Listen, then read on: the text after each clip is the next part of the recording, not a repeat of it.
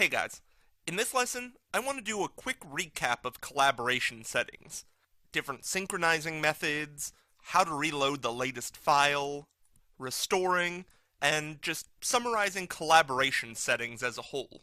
So again, we've enabled our worksets so we can synchronize to the central file, in which case you can just press that button to synchronize. And keep in mind, that synchronization is going to go wherever you saved your central file, which for me was on my desktop. Now there's also temps and backups enabled.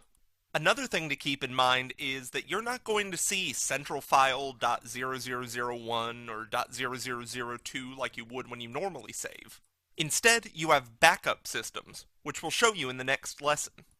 Additionally, if you need to reload the latest version of the file, because there will sometimes be changes that you'll need to incorporate.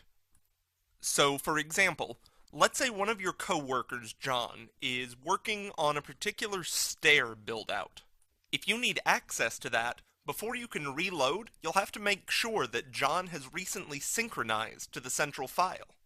By synchronizing to that central file, you can then use the Reload Latest option and gain access to that information. To illustrate this, take a look at the image that I've loaded up on my screen. This walks through the process of collaboration. So in step 1, the first thing you'll do is synchronize to your main server. Step 2, you'll want to make sure you enable your worksets.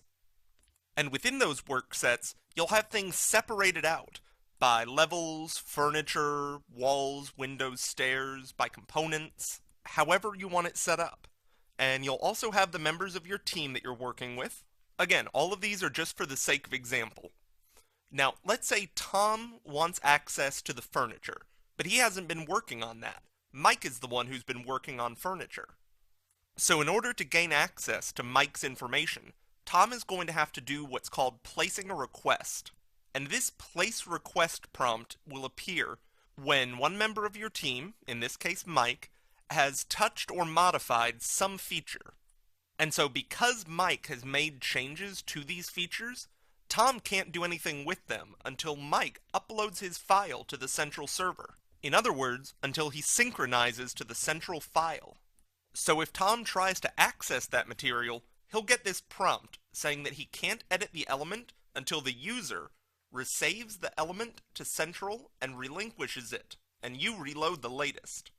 So Tom will get this notice, and then he'll click Place Request, and then Mike will receive this notice that you see at the bottom of the screen.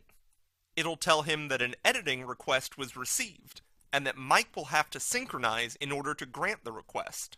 So upon receiving this notice, Mike will synchronize his file, and once he synchronizes, Tom will then receive a notice saying that the file has been synchronized. Now Tom will have to reload, but once he does, he'll be able to control those elements.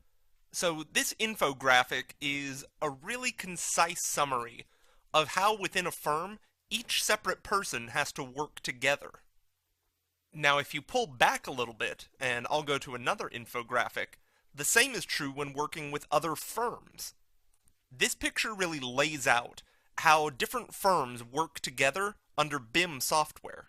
Now while you might be used to AutoCAD files, where you might send each other drawings and files and other systems, the same thing is true with HVAC, architecture, structural engineering, even other types of consultants. Each one will have their own server, their own team players, their own central files that they work through.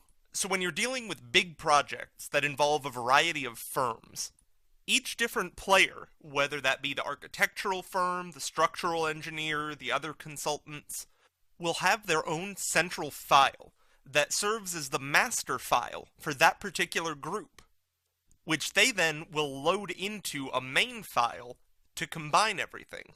Now even with all this collaboration between the different firms, the architectural firm tends to be the one that handles the coordination. So they'll send their files off to the other firms and retrieve them once the work is done.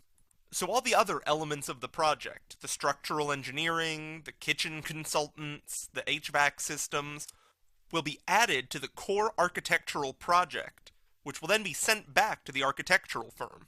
So this coordination level that already exists, even between AutoCAD users on a DWG level, It also exists on a Revit file level, in which case each person or group winds up sharing their central file, and then they're linked into each other. And remember, you want to link in files, because otherwise they'll grow exponentially too large. And so once all those different files are linked in together, then you can have everything that you need all contained in one file and under one package. And then you can use other technologies to see how the different files fit into each other. So again, going back into Revit, remember you synchronize to your central file. Each of your team members will synchronize to that file. You may have to borrow each other's elements, in which case you'll have to synchronize and then reload the latest. And then you have other options such as relinquish elements, show history, and restore backups, which we'll cover in the next lesson. So continue on, and we'll see you there.